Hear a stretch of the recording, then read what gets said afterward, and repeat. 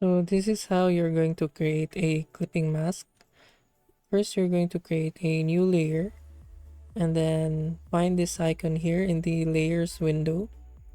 And that's going to create a clipping mask layer above this layer.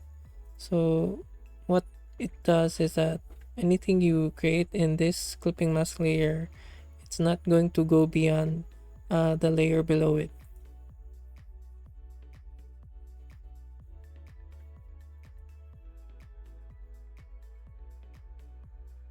So as you can see, it's not going over the gray area, and that's when you'll know it's a clipping mask layer.